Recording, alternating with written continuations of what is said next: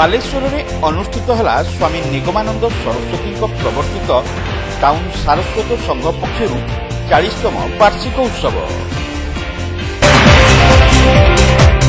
देशर अन्यतम समाज संस्कारक श्रीमद स्वामी निगमानंद सरस्वती परमहंस देवଙ୍କ प्रवर्तित आसामर कोकिलामुख स्थित आसाम बंगीय सारस्वत मठर सप्तविधान अनुसार बालेश्वर टाउन सारस्वत संघर 40तम वार्षिक उत्सव महासमारोह अनुष्ठित हो जाइछि।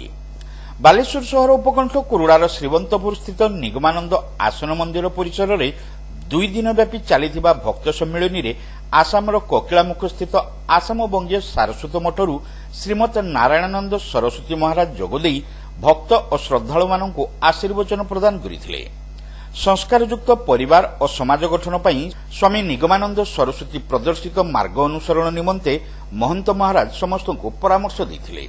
एही अवसर में महंत महाराज 30 जन भक्तों को दीक्षा प्रदान करथिले। एथिरे राज्य सरकारी उपमुख्य सचेतक तथा रेमुणा विधायक गोविंद चंद्र दास और रेमुणा पंचायत समिति अध्यक्ष राजेन्द्र राउत जोगदेई उत्तम समाज गठन में सारस्वत संघर भूमिका बेस प्रशंसनीय और प्रेरणादायी बोली मत प्रकाश करथिले।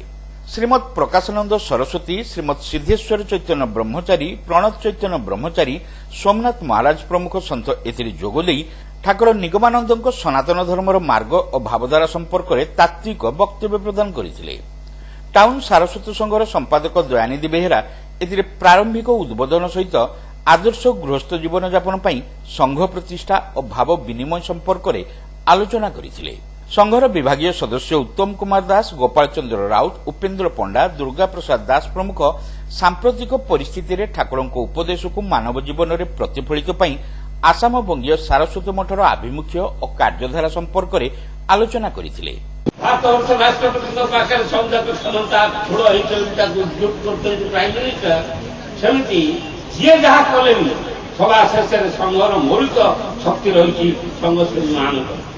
ठाकुर तो कहते जहाँ संघ कर कारण से कौन सभापति परवर्ती काल में जन सभापति जन संपादक जन दरकार जन सभापति मान भाइस प्रेसिडेंट पर आमेंडमेंट तेणु श्री ठाकुर महाराज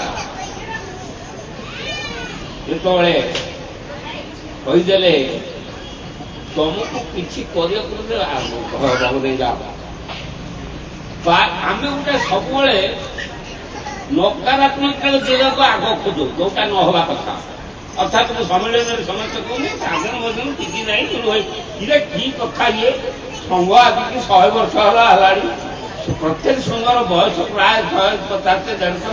अन्य मानक मध्य मृत्युंजय साहू, आशीष बेनार्जी, रविरंजन जेना, चंद्रशेखर स्वाई, शंकरेश वर्धन, शुभ्रांशु घड़ाई, दिगांबर पात्र, जयकृष्ण जेना, शांतनु दास, सुमित कुमार दास, रानू आस, बासंती घड़ाई, सुजाता घड़ाई प्रमुख समस्त कार्य परिचालना करथिबा बेले गोपाल राउत, परेश कुमार दास, मृत्युंजय राउत, कृपा सिंधु जेना, विभुबोध दासଙ୍କ समेत काठसंगड़ा, ब्राह्मणदा, राईगां, बलरामगढ़ी और बालेश्वर प्रभृति पौर्णमासिक संघर सुलोचना दास, रंजन भद्र, नित्यानंद वर्ज, सुखदेव माझी प्रमुख एथिरे सक्रिय सहयोग करथिले। वार्षिक उत्सव परिप्रेक्षी में प्रतीक्षा आवाहनी गान पर ठाकुर महाराजଙ୍କ षोडशोपचार पूजानीति, भोग निवेदन, होमयज्ञ, भगवत गीता, चंडी और श्री गुरुगीता प्रभृति पाठ करा। ଏହି ସମ୍ମିଳନୀରେ ବାଲେଶ୍ୱର, ଭଦ୍ରକ, ଢେଙ୍କାନାଳ ଓ ଯାଜପୁର ଜିଲ୍ଲା ସମେତ ପଶ୍ଚିମବଙ୍ଗରୁ ବହୁ ଭକ୍ତ, ଜିଲ୍ଲା, ଆଞ୍ଚଳିକ ତଥା ପ୍ରାଦେଶିକ ସଦସ୍ୟ ଯୋଗ ଦେଇଥିଲେ।